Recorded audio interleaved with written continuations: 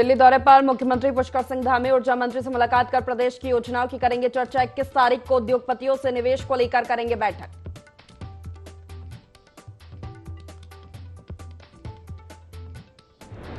Cabinet मंत्री सतपाल महाराज ने की प्रेस कॉन्फ्रेंस। प्रदेश में भारी बारिश से हुए नुकसान और राहत बचाव कार्यों की दी जानकारी। कहा, भारी बारिश से हरिद्वार और उधम सिंह नगर में हुआ काफी नुकसान।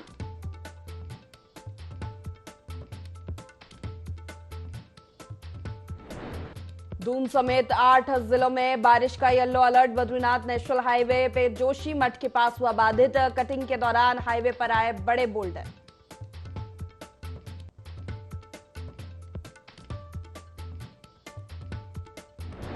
ग्वालदम कर्णप्रयाग राष्ट्रीय राजमार्ग देवाल के पास हुआ बाधित। पिंडर नदी के कटाव से राष्ट्रीय राजमार्ग का एक हिस्सा नदी में कटा। कई वाहन और यात्री सड़क खुलने का कर रहे हैं इंतजार।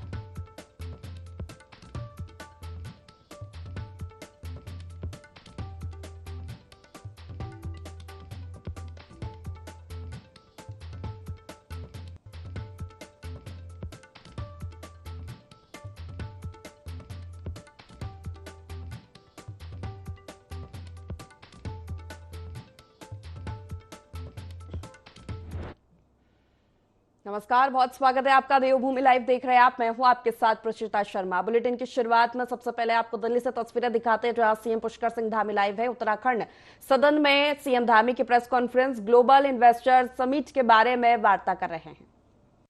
अनुरोध करना है और एक ग्लोबल इन्वेस्टर समिट हम लोग दिसंबर माह में उत्तराखंड में प्रस्तावित की है। उसके संबंध में भी चूँकि कुछ उद्योग समूह के लोगों के साथ अन्य जो हमारे ऐसे संगठन जो लगातार उद्योग के क्षेत्र में निवेशकों को विभिन्न क्षेत्रों में जाने के लिए प्रेरित करते हैं, उन सभी के साथ बैठक है। और उत्तराखंड चूँकि आज निवेशकों के लिए एक आकर्षक निवेश का स्थान बन गया है, वहाँ की हमने जो पॉलिसी है, इंडस्ट्री की पॉलिसी है, एमएसएमई पॉलिसी है, टूरिज्म पॉलिसी है, इन सभी पर हमने बहुत सारा विचार करने के बाद जो उसका सबसे अच्छा रास्ता हो सकता है, सरल रास्ता हो सकता है, हाइड्रो की पॉलिसी है, सौर ऊर्जा की नीति है, उन सभी को हमने संशोधित भी किया है।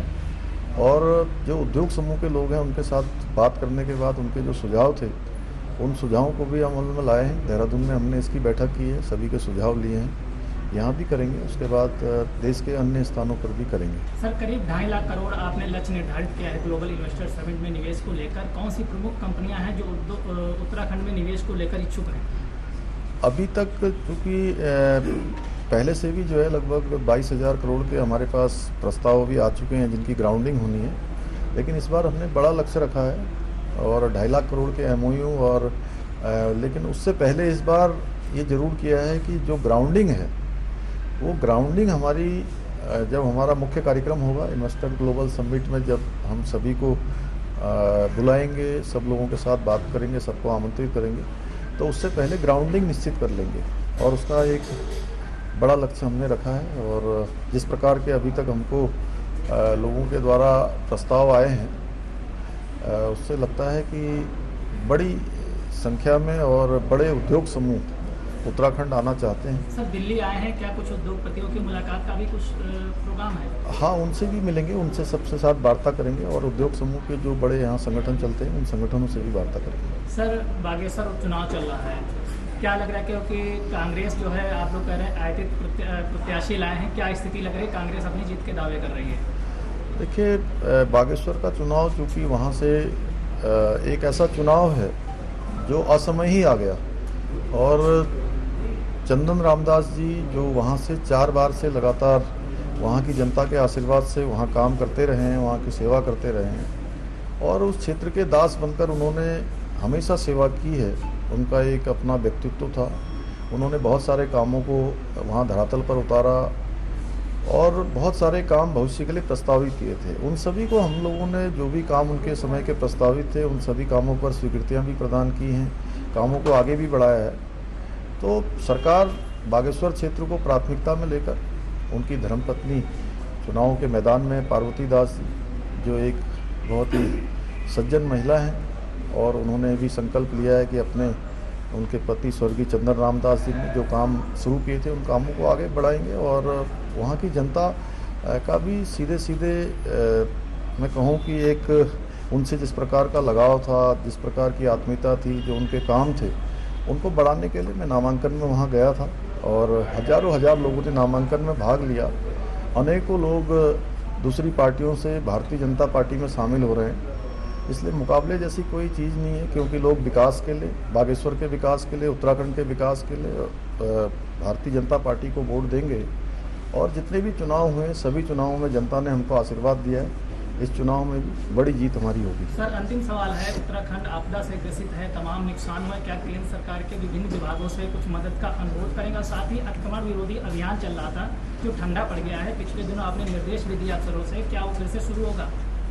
देखिए, इस वर्ष जो आपदा की स्थिति है वो बहुत ज़्यादा है और मानसून बहुत ज़्यादा सक्रिय रहा है, अतिवृष्टि हुई है, उसके कारण से जहाँ जन हानि भी हुई है, पशु हानि भी हुई है, ज़मीनों का नुकसान हुआ है, पुलों का नुकसान हुआ है, सड़कें पूरी की पूरी खराब हो गई हैं, मकान ध्वस्त हो गए हैं, अनेकों स्थानों पर फसलों का नुकसान हुआ है।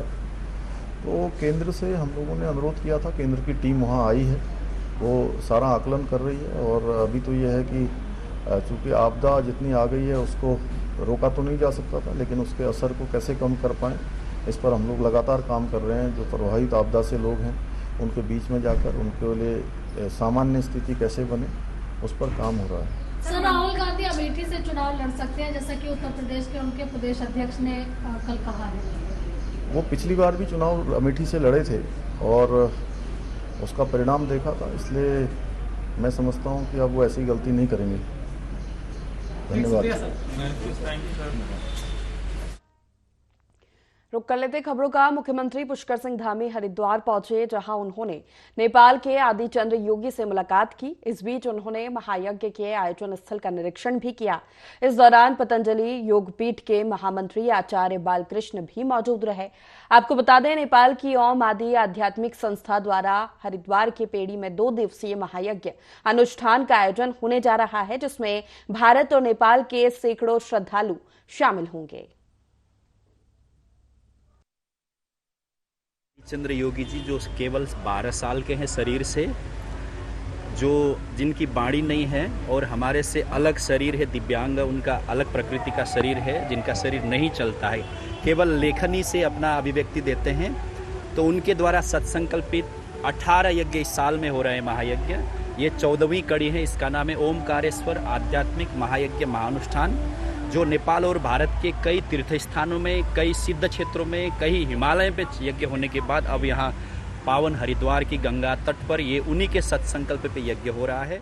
अनुष्ठान और प्रारंभ तो यहाँ हो रहा है, तो यह उसका एक प्रारंभ का लघु रूप है। उसका जो प्रभाव है वो बहुत ही व्यापक और विश्वस्तरीय होगा, इसमें किंचित मात्र भी संशय नहीं है।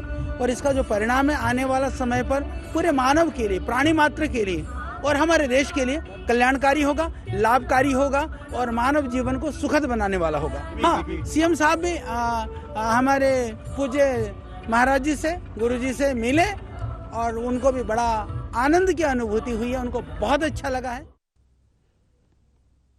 नवनियुक्त जिलाधिकारी नवनीत पांडे ने भूवैज्ञानिकों की टीम के साथ चंपावत के पूर्णागिरी क्षेत्र का दौरा किया। इस दौरान जिलाधिकारी ने माता पूर्णागिरी के दर्शन कर पूरे विधि विधान से पूजा पाठ किया और प्रदेशवासियों के लिए मंगल कामना की। जिसके बाद जिलाधिकारी ने मंदिर समिति के सदस्यों के साथ बातचीत की और पैदल निरीक्षण कर क्षेत्र की समस्याओं को जाना। जिलाधिकारी ने बताया कि भूवैज्ञानिकों की टीम के साथ पूर्णागिरी क्षेत्र का निरीक्षण किया। साथ ही बताया कि रिपोर्ट आने के बाद जरूरी कदम उठाए जाएंगे। जिलाधिकारी ने संबंधित विभागों को निर्देश जारी किए, साथ ही जल्द ही समस्याओं का समाधान करने की बात कही।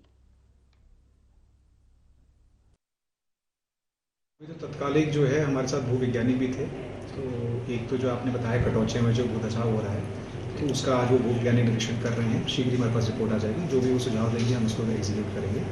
दूसरा, मंदिर समिति की तरफ से एक सुझाव आया है कि वो थोड़ा सा जो अब ये नया स्टेबलाइजेशन प्रोग्राम कंप्लीट हुआ है मुख्य मंदिर में, तो वो अब कुछ मुख्य मंदिर में अपने चेंजेस करना चाह रहे हैं। तो हमने उनसे प्रस्ताव मांगे हैं और उसको फिर जो भी हमारे टेक्निकल एक्सपर्ट होंगे उनसे हम उनको एग्जामिन कराएंगे कि क्या पॉसिबिलिटी बन सकती है उस मंदिर को और बेहतर बनाने के लिए। बाकी वहाँ पे थोड़ा सा इसकी पानी की और थोड़ा स्वास्थ्य सुविधाओं के अभाव के बारे में बताया गया था। तो पानी के लिए जल संस्थान को और उन्होंने एक अनुरोध किया है कि एक ANM या फार्मासिस्ट वहाँ पे तैनात की जाए फुल टाइम। तो उसके लिए मैं जिला मुख्यालय जाके थोड़ा प्रयास करूँ। सोलानीपुरम के लोगों के साथ कांग्रेस प्रदेश महामंत्री सचिन गुप्ता ने ज्वाइंट मजिस्ट्रेट अभिनव शाह से मुलाकात की और क्षेत्र के लोगों की समस्याओं को लेकर ज्ञापन भी सौंपा। ज्ञापन में बताया गया कि सोलानीपुरम में कई खाली प्लॉटों में बरसात का पानी भरा हुआ है, जिससे क्षेत्र में डेंगू फैलने का खतरा है। साथ ही बताया कि जल भराव के कारण बहुत से घरों में करंट भी आ रहा है। लोगों ने ज्वाइंट मजिस्ट्रेट से समस्या के समाधान की गुहार लगाई। वहीं ज्वाइंट मजिस्ट्रेट ने जल्द से जल्द समस्या का समाधान करने का आश्वासन दिया। दोनों चारों तरफ पानी पड़ा, मकान में सारा में क्या मेरी नींव में वो सारे पानी भर रहा है। तो वो ये ऐसा लगा अगर इसका कोई समाधान निकलता तो कभी भी मकान गिर सकते हैं। एक तो पूर्व साइड की दीवार और ये एक मैं क्या साइड की दीवार मेरी दोनों मतलब ये अपेक्षित सकारात्मक वो कहा उन्होंने कहा जो भी तुम्हारी होगी मैं पूरी वो करूँगा। माननीय लोग यहाँ पे खड़े हैं और वो लोग आए थे, उन्होंने ज्वाइंट मजिस्ट्रेट साहब को एक लेटर दिया है जिसमें जो है जितने भी वहाँ प्लॉट्स खाली पड़े हैं उसमें जल भराव की समस्या हो रही है, जिसकी वजह से डेंगू होने का बहुत ज़्यादा खतरा है और बहुत से लोगों के घर में उस जल भराव की वजह से जो है करंट भी आ रहा है, क्योंकि कहीं ना कहीं अर्थिंग जो है उसकी गड़बड़ आ गई है। तो इस वजह से उसी का एक लेटर जो है ज्वाइंट मजिस्ट्रेट साहब को दिया है कि भाई वहाँ पे एक तो पानी की निकासी का समस्या का हल करा जाए और दूसरा वहाँ पे जो है दवाई का छिड़काव जिससे फॉगिंग हो सके, जिससे जो है डेंगू का जो है समाधान हो सके। ज्वाइंट मजिस्ट्रेट साहब ने पूरा आश्वासन दिया है क्या नाम सभी को कि वो जल्द से जल्द इस पर कार्रवाई करेंगे। श्यामपुर न्याय पंचायत के भल्ला फार्म पांडे प्लॉट क्षेत्र के लोग दहशत में जीने को मजबूर है।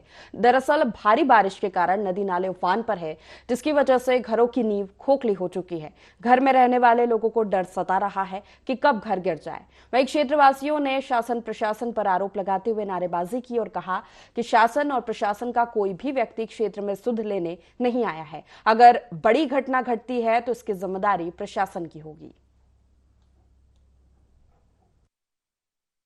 हर साल पानी आता है बाढ़ का और हर मकान जमीन काफी नुकसान पहुंचा के आगे जाता है।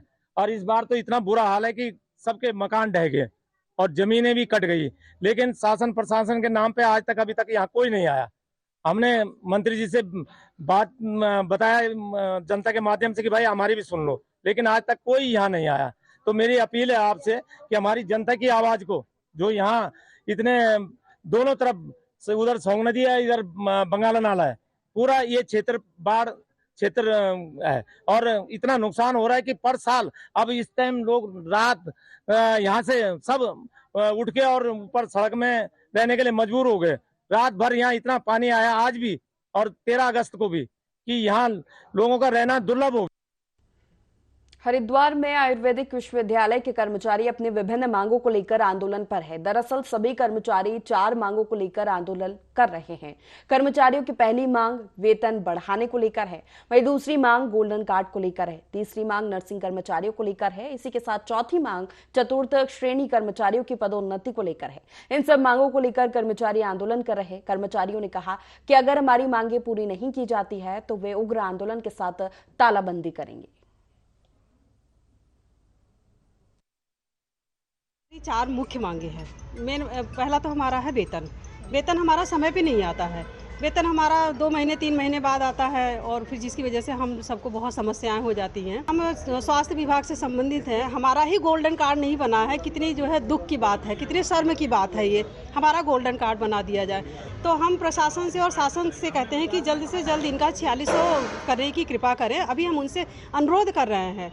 चतुश्रेणी कर्मचारियों की पदोन्नति इनकी है। हमारे चतुश्रेणी कर्मचारी बहुत से ऐसे भाई हैं जो क्लर्कियल का काम 28 साल से 25 साल से 30 साल से करवा रहे हैं उनसे, लेकिन अब वो अपने प्रमोशन की बात कह रहे हैं तो वो कह रहे हैं आपका अधिकार नहीं है। क्यों? हमारी ये 4 प्रमुख मांगे हैं और हमारी ये जब तक 4 प्रमुख मांगे पूर्ण नहीं होती है हम जो है हड़ताल नहीं खत्म करें। चौथे चरण का पहला दिन है जिसमें हमारा संपूर्ण कार्य बहिष्कार का कार्यक्रम चल रहा है। सबसे पहले हमारा वेतन का मुद्दा चल रहा है। 2015 से हम सभी कर्मचारी विश्वविद्यालय के अंतर्गत आने के बाद प्रत्येक वर्ष 4-5 महीने के बाद ही हम वेतन से जूझते हैं, जिसमें 3 माह हो गए इस समय हमारे को वेतन नहीं दिया गया, वेतन में विलंब हो रहा है। सभी विभागों में माननीय मुख्यमंत्री जी के आदेश अनुसार सभी विभागों में पदोन्नति हो चुकी है, मगर यहाँ पर चतुर्श्रेणी लिपिक संवर्ग को अभी तक छोड़ा गया है। कोई पदोन्नति, हाल ही में इन्होंने कुछ पदोन्नति अभी करी है। हमारा आंदोलन यथावत अभी तक जारी है और अगर हमारी समस्या को बहुत गहनता से अगर नहीं सुना जाता तो हम और कोई ठोस निर्णय नहीं लिया जाता तो निश्चित रूप से हमारे को उग्र रूप से आंदोलन होगा। बेशक हमारे को तालाबंदी भी करनी पड़े, हम तालाबंदी भी करें। बद्रीनाथ जोशीमठ के पास जोगी धारा में नेशनल हाईवे आज सुबह करीब 1 घंटे तक बाधित रहा। दरअसल इन दिनों बद्रीनाथ हाईवे पर हेलंग से जोशीमठ के बीच भारतमाला प्रोजेक्ट को देखते हुए सड़क चौड़ीकरण का कार्य प्रगति पर है। आज सुबह कटिंग के दौरान हाईवे पर बड़े बोल्डर आ गए, जिसके चलते सड़क पर करीब 1 घंटे तक यातायात बाधित रहा। बाद में निर्माणदायी संस्था ने कार्रवाई कर यातायात को ठीक करा दिया।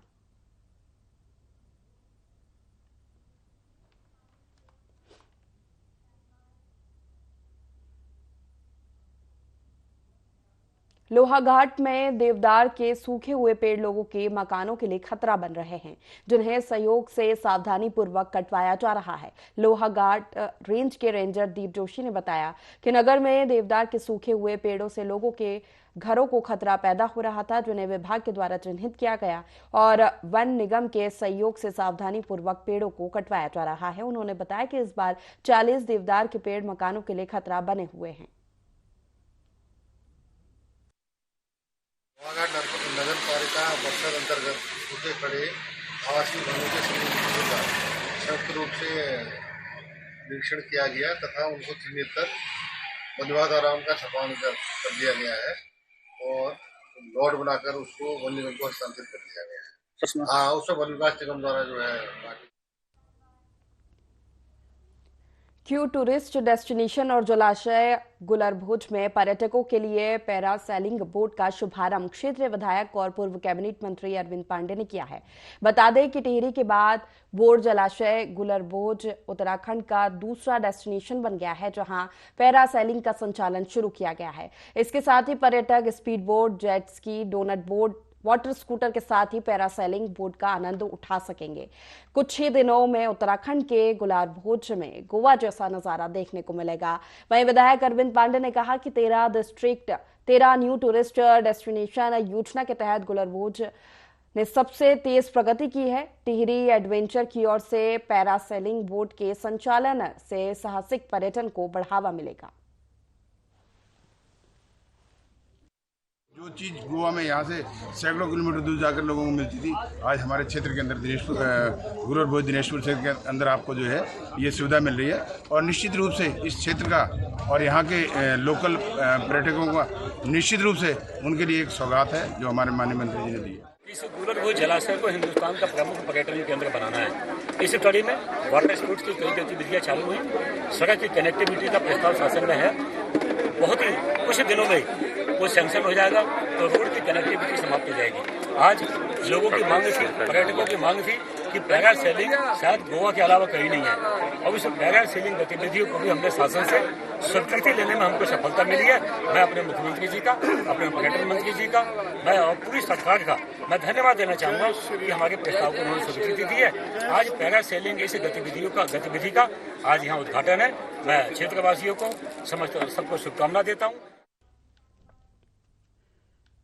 स्टेट बैंक ऑफ इंडिया ने सूचना विभाग में प्रेस वार्ता की। प्रेस कॉन्फ्रेंस एसबीआई के शीर्ष अधिकारियों ने स्टेट गवर्नमेंट सैलरी पैकेज के फायदे को लेकर चर्चा की।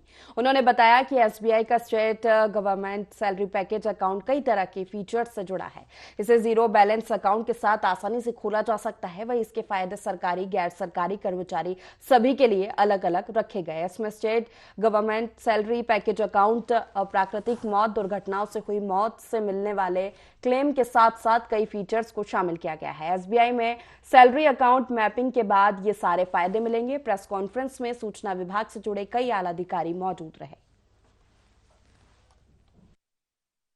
सरकार का एक विशेष प्रयास है कि उन्होंने बैंकों के साथ एक एमओयू किया और हमारे जितने भी बैंक हैं जहां उन्होंने एक स्पेशल पैकेज दिया है जो भी हमारे उत्तराखंड की स्टेट के सरकारी कर्मचारी हैं जिनके अभी सैलरी पैकेज जाता है, उसको बिना कोई और अन्य पेमेंट किए हुए बहुत सारे फायदे मिलते हैं। जैसे डेबिट कार्ड का फीस नहीं होती है, उस पर पर्सनल एक्सीडेंटल इंश्योरेंस मिल जाता है जो कि 50 लाख और 1 करोड़ तक का, तो ये काफ़ी फायदेमंद है।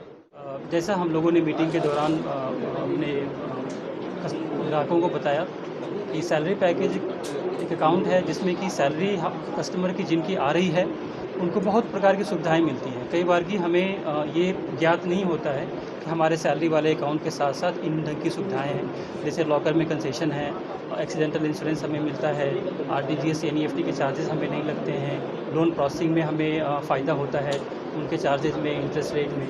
ये सारी जो सुविधाएँ हैं कई बार की एज ए ग्राहक मुझे पता नहीं होता है। तो आज इस आयोजन में हम लोगों ने अपने ग्राहकों को यही बताने का प्रयास किया है कि अगर आपका अकाउंट भारतीय स्टेट बैंक में कहीं पे भी है तो उसको आप सैलरी अकाउंट में कन्वर्ट करवाएं, और अगर आपका अकाउंट हमारी बैंक में नहीं है और सैलरी तो आप हमारे बैंक में अकाउंट ओपन करके उसमें सैलरी रिसीव करें, जिससे कि ये सारी सुविधाएं आपको हम लोग प्रदान कर सकें। मेजर फीचर है आपका मंथली एवरेज बैलेंस निल है, आपको कोई चार्जेस नहीं लगेंगे उसके।